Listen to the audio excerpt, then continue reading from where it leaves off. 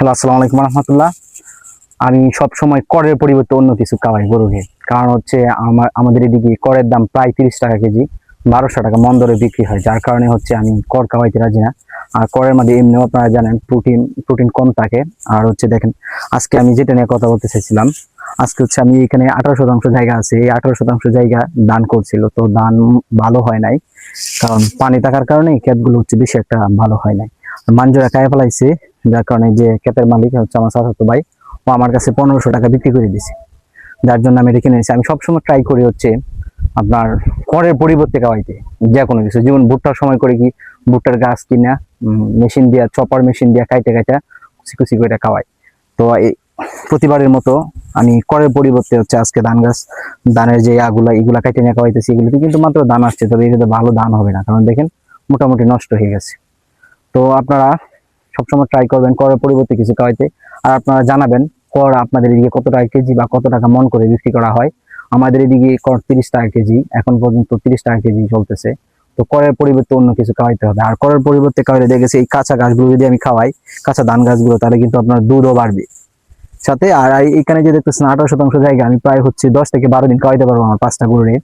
10 থেকে 12 দিন খাওয়াইলে মোটামুটি হচ্ছে আমার 4 দিনে 1 মণ বন লাগে লাগে যদি শুধু বন খাওয়াই আর কি, বা খড় যেটা আমাদের দিকে কিশোরগঞ্জের বাসায় বন বলে। যদি আমি খড় খাওয়াই তাহলে হচ্ছে 4 দিনে 1 মণ লাগে। 1 মণের দাম হচ্ছে 1200 টাকা। আর আমি 1500 টাকা যদি 10-12 দিন খাওয়াইতে পারি, তাহলে আমার লাভ হয় বেশি। যার জন্য আমি ট্রাই করি মানে গরুকে সবুজ কিছু খাওয়াইতে খড়ের পরিবর্তে।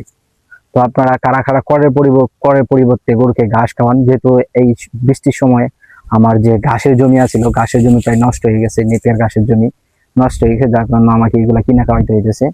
কিছুদিন পরে যখন এই ধান গাছগুলো শেষ হয়ে যাবে, পরে চিন্তা করতেছি কলা গাছের ডাঙ্গো কাইটা খাওয়াইতে হবে। তবে কলা গাছের ডাঙ্গো ভালোই কাজ, যদি এই যে আপনার চপার মেশিন দিয়ে কাইটে ছোট ছোট করে কাইটা দেওয়া যায়। আমি খাওয়াইছি 2-3 দিন, তবে এখন খাওয়াবো না। আমার কলার বাগ আছে, কলার বাগ থেকে কলার ডাঙ্গো কেটে খাওয়াবো। তো এগুলো শুধু আমি কিন্তু আপনার শুধু এভাবে না কাইটে খাওয়াইতেছি না, চপার মেশিন দিয়া বা এভাবে আস্তা দিয়ে খাইয়ে ফেলাইবো।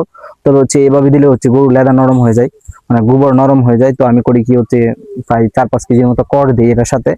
তারপরে হচ্ছে প্রায় 20-30 কেজির মতো নেপিয়ার ঘাস দিই। আমার কতটুকু জায়গার মধ্যে ঘাস আছে, এই সবগুলো একসাথে মিক্স করে আপনার হচ্ছে চপার মেশিন দিয়ে কাইটা মিক্স করে তারপর হচ্ছে গরুরে দিই। যার কারণে গরুর গোবরটা মোটামুটি শক্ত থাকে। দেখেন অল্প কিছু কর নিলাম, তারপরে হচ্ছে নেপিয়ার ঘাস আর ধানের ঘাস, তিনটা এখন চপার মেশিন দিয়ে কাটবো। এটা হচ্ছে আমাদের চায়না মেশিন আমি কিনে আনছি। এটা দিয়ে ঘাস কাটতে খুবই সুবিধা, তবে কিছুদিন পর পর এটাকে ব্লেড অ্যাডজাস্টমেন্ট করতে হয়। এটা হচ্ছে সবচেয়ে বড় সমস্যা এটার। এইভাবে সবগুলো নেপিয়ার ঘাস এবং খড় একসাথে কাটবো। কাটার পরে হচ্ছে আপনার এগুলা একসাথে মানে একটু মিক্স করবো, আওলাইবো আর কি। আওলায় সুন্দর করে মিক্স করে, যে দেখেন মিক্স করছেন দেখছেন, এগুলা যদি গরু দেওয়া যায় তো গরু বিরিয়ানি মনত করে খাইবে।